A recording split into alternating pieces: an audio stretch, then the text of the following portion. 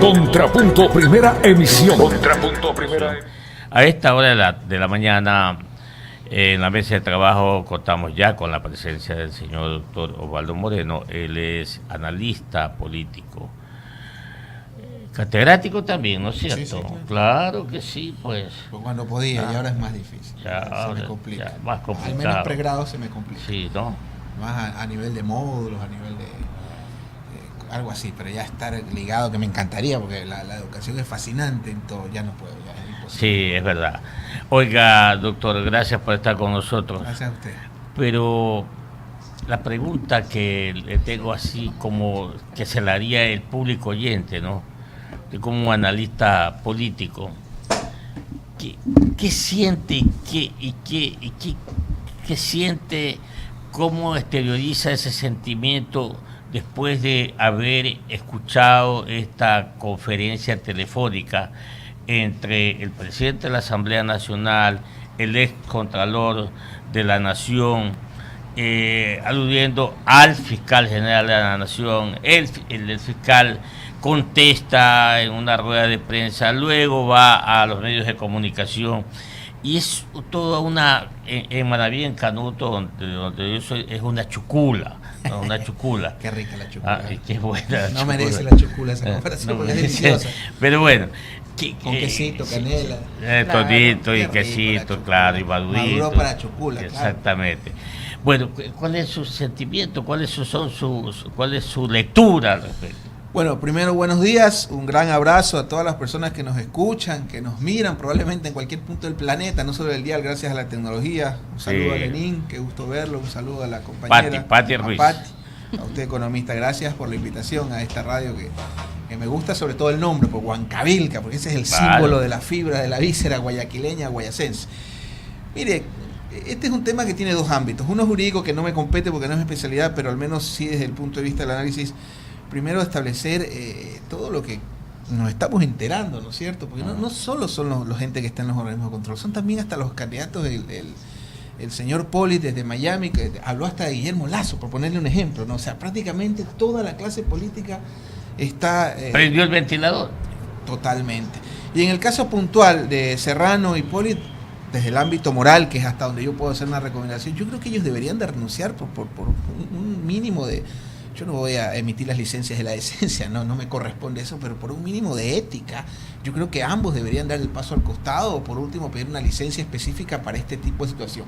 Porque le soy honesto y le voy a repetir lo mismo que he hecho en varios medios, hemos vuelto a la peor etapa de nuestra era republicana, que los cenicerazos, los puñetes, los ven para mearte, discúlpeme la expresión, ya son digamos, anécdotas. Ha cambiado la forma, nada más. Por favor.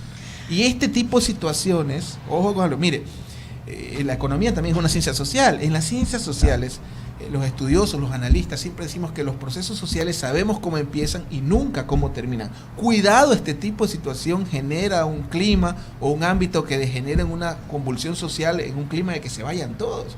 Porque yo veo una posición, con todo respeto al señor presidente de la República, que bueno, que está fresco todavía el chuchaqui, digamos, del triunfo, que todavía no sé quién lo va a capitalizar, el triunfo del sí en la Asamblea, que eso lo analizábamos la última vez que estuvimos aquí en estos micrófonos, pero veo una actitud muy cuántica del presidente, haciendo el símil con su... Lenín fue claro en eso también. Entonces, discúlpeme, es una situación bastante vergonzosa, porque fíjate, estamos hablando de kilos de droga. El fiscal de la Nación dijo que si aparece un kilo de droga, que si le pasa algo. El presidente de la Asamblea habla de bajarse ¿bajárselo en qué sentido? De bajarse Y ojo, mire, yo con Serrano, cuando uno entra en el servicio público, pasa su vida al escrutinio de todos los ciudadanos, ¿no? Y lamentablemente, como en la vida, una acción puede borrar todo lo que hay. Yo creo que él fue un buen ministro de policía. Acuérdese que sin base de manta, que en eso yo estoy de acuerdo con algunos movimientos de izquierda, no deberíamos tener una base extranjera aquí de ningún tipo. Ella lo dijo también ahora que estuvo un miembro del gobierno del presidente norteamericano.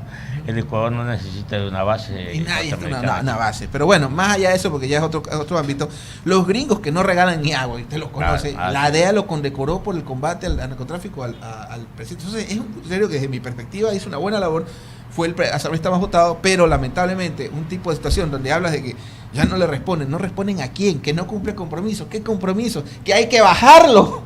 Y encima, y viene la otra parte, que es la más terrorífico, porque esto no hace ninguna gracia.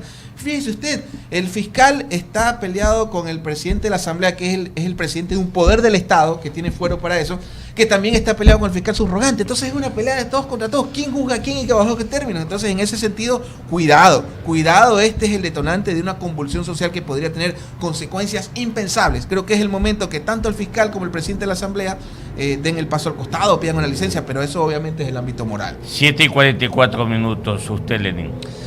Sí, bueno, yo voy a discrepar aquí con Osvaldo. Yo no creo que Serrano haya sido un buen ministro, y le voy a dar una razón, porque fue el responsable de la criminalización de la protesta social en el país, y eso ha sido señalado no por mí, sino por organizaciones internacionales que se dedican a evaluar aquello. Entonces, el hecho de tener una tacha tan grande sobre el desempeño de una función pública, a mi criterio, yo respeto por supuesto el suyo, Osvaldo, ya lo descalifica para considerarlo que haya hecho un buen trabajo. Ahora, en este momento, y yo sé que usted la vez anterior decía, es que todo el mundo se acuerda, no los deja dormir Rafael Correa, pero me cuentan por allí que el jueves viene, y para el jueves están convocadas algunas manifestaciones. Usted acaba de advertir que este es el momento propicio para que se desarrolle quién sabe qué cosa en el país por la convulsión a la que podríamos llegar, y no podemos dejar de hablar de Rafael Correa porque sigue siendo todavía quizás el político más pintado del escenario nacional. ¿Cómo lo analiza usted? Tomando en cuenta que además ha sido señalado ya por el Contralor como responsable de un proceso de concesión irregular o presuntamente irregular, el del Camposingue. Sí. A ver, coincido totalmente, Lenín, en el ámbito de la protesta social que fue criminalizada, totalmente. Hablo al menos en el ámbito de la evaluación que hace el ciudadano, claro. Juan Pérez, Osvaldo Moreno, Rosa Chilvisa, etcétera, que ven más el tema, digamos, cercano, ¿no? Mire, esta es una parte bastante que se me hace cutre a veces analizarla, porque hay que decirla con beneficio inventario. A ver, primero que regrese el caudillo o el líder, o que yo no creo que sea tan malo ser líder o caudillo en medida que conlleves un respeto a la institucionalidad, que es hacia donde no creo que vamos. Este sexto velasquismo, porque yo creo que el correísmo es la prolongación, es el velasquismo, no es socialismo del siglo XXI, es velasquismo del siglo XXI. Durante la primera etapa del correísmo, que en eso a veces discrepamos, yo creo que ante esa ausencia, ante la alternativa ideológica, que la respuesta al socialismo del siglo XXI debe ser una alternativa ideológica, encabezada o conducida, porque hay que hablar de más que liderar, la conducción política, que nunca se generó desde la otra orilla. También hay responsabilidad, es decir, en la primera etapa del correísmo, ante esa ausencia, y yo no voy a juzgar, solo voy a hacer una narración de hechos históricos, la prensa privada tuvo que asumir ese rol. La historia se lo obligó, mal o bien, el tiempo lo dirá.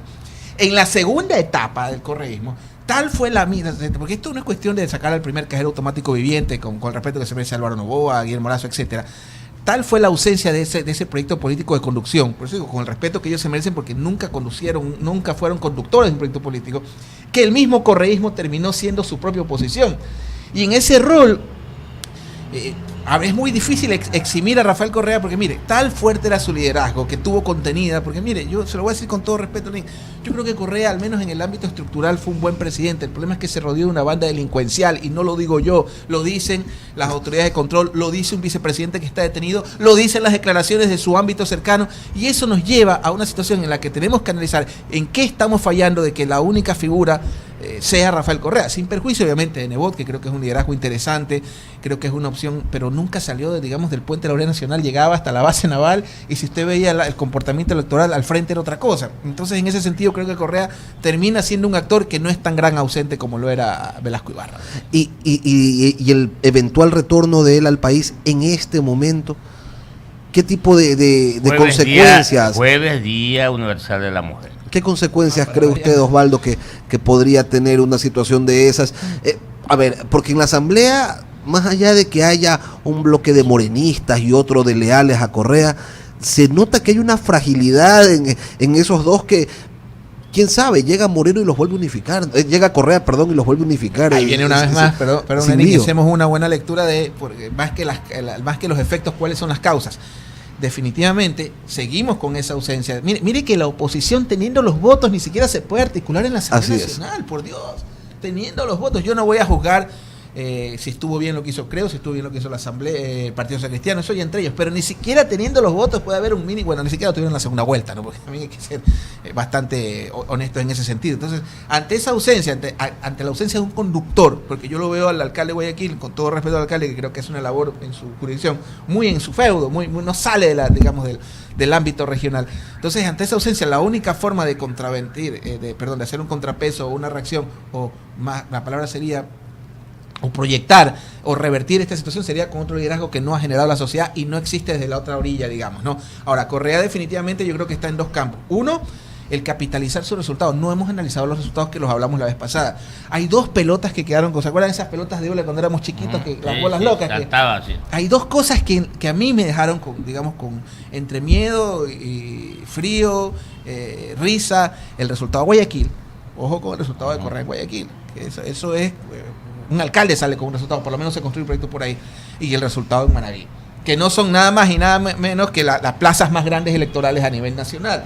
Entonces yo me imagino, es una lectura personal, que el personaje está aquí en ese sentido para capitalizar como opositor, que es bastante gracioso, pero termina siendo el opositor ante esa ausencia, y segundo, digamos, para poder un poco sacar las malas malezas de ese liderazgo que definitivamente el tipo tiene. Nos puede gustar o no, pero el tipo tiene un liderazgo que ¿Hay o encuentra usted, Osvaldo, espacio propicio para el surgimiento de un nuevo liderazgo? Se lo pregunto tratando quizás de comparar los momentos que vivió el Ecuador cuando apareció ese Rafael Correa, un desconocido, ¿no? Que de repente empezó, de la nada salió un movimiento político y lo puso a él a la cabeza, y todo el mundo decía, ¿quién es este señor? No, dicen que ha sido profesor. ¿En serio? ¿De dónde? No, que dicen que él opina y que es analista económico. ¿En serio? ¿Dónde? Es quizás este el momento, por la configuración de la sociedad, por el momento político, para que aparezca un nuevo líder.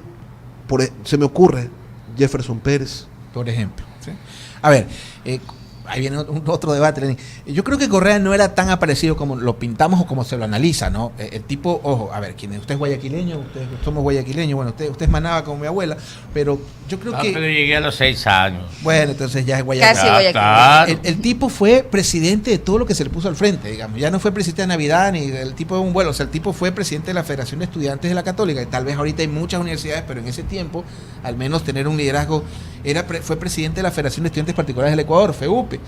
El tipo fue ministro de Economía. Fue fundador de Alianza. No era tan aparecido. Católica. Correcto. Sí, pero fue entre una cosa y otra, entre las presidencias, porque fueron simultáneas, siempre son simultáneas, de la Federación de Estudiantes, de la Universidad y del FEUPE, pasaron 15 años. No, de acuerdo, pero el tipo siempre estuvo en los jubileos, o sea, tampoco, o sea, no es que estaba en su casa. Sí, pero no era el único, pues estaba Correa y había 200 más. Entonces, y en los jubileos en la cabeza era Ricardo Patiño, usted lo recordará. Ricardo Patiño, Fander, Acosta, era la gallada. Esas eran las cabezas. No sé si siguen siendo galladas, pero yo creo que ya no. Si los ayudo un poquito, ¿cómo no? ¿No creen ustedes que él fue el outsider? Claro, Pero tras de él estaban claro, la todos. pregunta es si la sociedad está en una situación parecida. Mire, Esa es. yo creo que hay que hacer dos lecturas. Primero, a ver, cuando uno crece, ya empieza a cuestionar a los padres y no por eso deja de amarlos, ¿cierto? Lo mismo pasa con el país, con los países. Cuando uno empieza a estudiar al país, y yo creo que yo al menos me siento orgulloso y amo a mi patria con todo lo que implica ser ecuatoriano. Entonces nuestro país, hay que entender un poco, lamentablemente es un país que nunca apostó la institucionalidad ni en el ámbito de las instituciones ni en el ámbito de los partidos. ¿Ya? Y eso es muy difícil, ojalá nuestros hijos lo puedan cambiar o revertir. Entonces, este es un país de liderazgos, ¿no? Ni siquiera Honduras, que tiene el Partido Nacional, el Partido Liberal, tiene más institucional, al menos en el ámbito político que nosotros. Entonces, al no tener estructuras, porque por ejemplo, a un hijo nuestro que entra a la universidad, el señor dice, haz política, hijo, entra el primer año y es posible que cuando se gradúe su partido ya no exista. Entonces, hay una fragilidad en el tema de la institucionalidad política. Eso hace que necesitamos liderazgos, pero liderazgos que estén comprometidos con la institucionalidad, que ese es el gran problema. Llego, mi popularidad está alta, constituyente. consulta. El ejemplo de lo que acabamos de debatir hace un mes en estos micrófonos y que acaba de ser el país. En los 70 fue contra Don Buca, en los 90 contra Agdalá, hace un año contra Don Guillermo, el mes pasado contra Correa. O sea, no hay una función de país, me explico. Y pasado mañana, en 2 patadas, se va a revertir lo que elegimos en la última consulta. Entonces, en ese sentido, creo que hay que generar un liderazgo desde la otra orilla, porque las condiciones están dadas en este momento, creo yo, para efectos más que de un outsider, de que se presente una nueva alternativa al país que no existe, o por lo menos si existe no tiene la fuerza suficiente para generar cuadros en un momento que el país, porque Lenín Moreno es un tipo, me parece que está muy cómodo en su posición, está gobernando, pero está más que claro. Yo creo que eso es positivo, hay que ver también por el lado bueno. Él está pensando en la fecha de salida. Sí, ni siquiera es su sucesor, porque yo no veo que promocione a nadie. Tal vez no sea Alejandra Vicuña, se me ocurre por lo generoso que ha sido con ella, ¿no? Se me ocurre, pero en todo caso no veo yo ni siquiera ni un sucesor que le esté emocionando y ni siquiera le veo actitudes de quererse quedar en el cargo, y eso es positivo.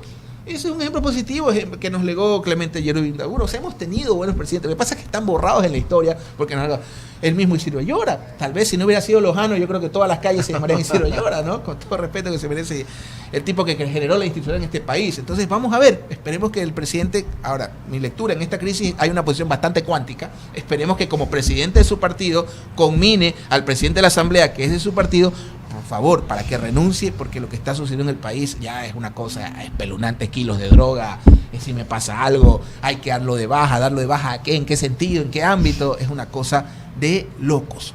Pati. 7:54, Pati. Gracias, economista y Lenín. Osvaldo, la imagen de Ecuador a nivel internacional, debido a este tema de corrupción, de audios y todo lo demás, realmente la deja muy mal parada, ¿no? El gobierno, a través de su ministro de Comercio Exterior, busca alternativas de inversión para el país, pero el tema coyuntural desde el legislativo no ayuda mucho. ¿Qué lectura le da a esto? Vergonzoso, sí, efectivamente, pasando un día CNN el tema es Ecuador, o sea, de repente se habla más de Ecuador que de Trump, o sea, hoy por hoy, mañana Trump saca la ley de reforma migratoria y en la noche hablan de Ecuador, ¿no? Vergonzoso que en el ámbito internacional que estas cosas estén sucediendo, pero más allá de eso, lo que está pasando en nuestro país, para efectos de que sigamos en el mismo status quo y tanto el fiscal como el presidente de la Asamblea estén más preocupados en defender su Y hablando de status quo, por ejemplo, esa parsimonia de la ciudadanía quizás que ya ve como que, no importa, eso siempre se da así, pero, por ejemplo, hace pocos días, la semana anterior nada más, murieron 2 personas que son del Cañar buscando una mejor vida en el exterior, ¿no? Yéndose en un tren de aterrizaje y todo lo demás, pero esas personas que quizás no tuvieron una vida digna se ven abocadas a hacer este tipo de situaciones cuando vemos que muy pocos actualmente, y por denuncias que las estamos viendo en el día a día, se enriquecen ilegítimamente. Bueno, el tema de la migración siempre ha sido una tragedia, hasta en nuestras peores épocas, en nuestros mejores picos, siempre el Austro ha sido una región del país donde la migración hay una cultura ya de migración, ¿no? De querer irse a los Estados Unidos por cualquier vía, y lamentablemente hay una vía. Yo creo que más que el tema ese de ahí, porque es muy largo como para hablarlo en esta entrevista, claro, pero creo que sí habría que preguntarle en este caso, a la autoridad competente de la aviación, porque es muy raro que hayan llegado hasta esa instancia de meterse en el tren de aterrizaje de 2 personas, ¿no? Yo no creo que aquí vivamos, porque, a ver, yo no tengo que explicarle ni a Lenín, ni al economista, ni a usted, que bueno, usted es mucho menor que nosotros, pero en todo caso, ¿cómo es un país en crisis? Yo creo que todavía no vivimos o no hemos llegado durante el correísmo, que sí, que los indicadores económicos, y venga cualquier economista hablando... No hemos tocado fondo. No, o sea, hay que ser honestos, o sea, clima de crisis, por Dios. Tipo Venezuela, creo que estamos muy lejos. Mire, yo he trabajado en Venezuela desde el año 2011 y para la oposición. Y cuando uno vuelve de Maiquetía quiere abrazarlo a Correa o a Lenín o a, claro, no sé, a quien sea. Sí, nunca supuesto. cambia. O sea, así es. O sea, realmente la situación que vive nuestro país todavía. Ahora, sí, que vengan los economistas, algunos, no todos, y nos hablen del apocalipsis, del fin del mundo, de que, o sea, no hay, o sea, y que tú le hables al lector común del apocalipsis es un poco complicado. Porque las personas, o sea, mire, por ejemplo, ahora me habla de Macas. Ahora que estuvimos en Macas, justamente al economista ahí que nos dio, le agradezco públicamente, nos dio una clase de economía en la conferencia y una al grupo de opositores, pero había un tema curioso, ¿no? ¿Cómo se le explica a la sociedad que hay una crisis cuando en Macas, por ejemplo, un joven preguntó, oiga, pero aquí hubo que mandar a ver 4 veces remesas de pavo, no había dónde conseguir un pavo en Macas? O sea, se imagina, cada persona llevaba 2, 3, 4 pavos, entonces No creo que haya un clima de crisis, pero sí creo que hay un clima previo a lo que podría ser una convulsión social, porque como yo le manifestaba, los procesos sociales sabemos cómo empiezan, pero nunca terminen, que podría, esperemos que no, degenerar en un clima de que se vayan todos. 7:58. A todo esto, doctor Osvaldo Moreno, ¿qué dice usted como analista político, como estudioso ya de la Constitución? Porque ese es, de ahí se parte. ¿Qué va a pasar en la Asamblea Nacional? Porque usted lo acaba de decir, y así es, la oposición mismo no articula. Y como está todo ahí partido, por así decirlo, fraccionado, ¿no cree usted que en el evento que se resuelva, bueno, el señor José Serrano acaba de decir que se va, que va al curul, a su curul, y que... Claro, que es legítimo que se defienda también, claro, ¿no? Claro, va a su curul. Lo mío es de ámbito moral. Y bueno, y entonces le toca también al Ejecutivo decir, bueno, ¿y quién va a ir a la Asamblea? Correcto. Porque yo necesito enviar pues mis proyectos de ley, reformatorios, crear leyes, etcétera. ¿No cree que se comienza también a complicar ahí el asunto? Bueno, a ver, estamos hablando del presidente de un poder del Estado. Sí, señor, una función del Estado. De una función de un poder del Estado que delinea, y buen punto, la agenda legislativa. La agenda legislativa, lo que se debate, lo que no se debate, quién habla, hasta quién, como la escuelita, quién alza la mano, quién pide permiso para ir al baño por poco, ¿no es cierto? Entonces, en ese sentido, tiene una responsabilidad extremadamente alta. Yo no le podría hablar un poco ya del reglamento de la Asamblea porque no soy legislador ni lo conozco, pero insisto, las observaciones que yo hago de ninguna manera en el ámbito personal para ninguna persona son del índole moral. En lo personal, Dios me libre de una situación de ese tipo, yo me hubiera ido hace rato. O sea, por lo menos, ¿cómo se llama? ¿Cómo se llama el ministro que Alex Mosquera. Alexei por lo Mosquera. menos ese pidió perdón llorando, literal. Al menos él pidió perdón llorando, ¿no? Y bueno, pagará su culpa y al menos... Yo creo que hay que reconocer ese tipo de situaciones, ¿no? Que de ninguna manera exime, justifica ni es atenuante. Pero más allá de aquello, si no se toman los correctivos, señor presidente Serrano, señor fiscal de la Nación, primero está el país.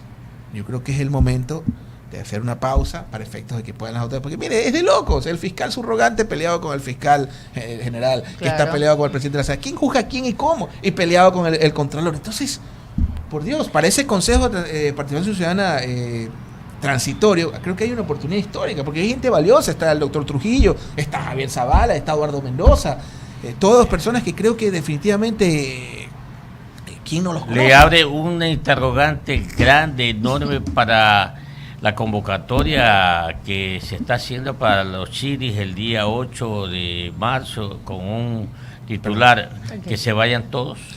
Bueno, la chiris...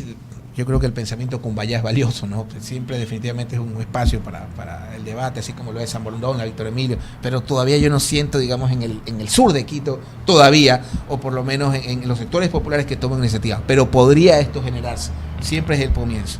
En todo caso, insisto, creo que hay que apostar a la institucionalidad y creo que por el bien del país estos funcionarios deberían dar, primero, cuentas, y segundo, permitir que haya una investigación. ¿Cómo investigas los temas si el orden del día lo establece el uno? ¿Y cómo investigas al otro si el otro se autoinvestiga? Claro. O sea, ya le ganaron a Chiriboga, con todo respeto. Sí, bueno. Muy bien, mi estimado doctor Osvaldo Moreno, le agradecemos por estar con nosotros y la seguimos en cualquier momento. Claro que sí, gracias Lenín, qué gusto verlo, gracias Osvaldo. economista señorita, un gusto verlo como siempre. Gracias a Pati, ustedes, para la amables próxima. oyentes. No, ella no, por acá, pero guapa sí es. Bueno, para la manavita. no hay manada ferma. No, Gracias a por todos. supuesto. Que le vaya bien. Gracias. Huancavelica, la H grande de la información.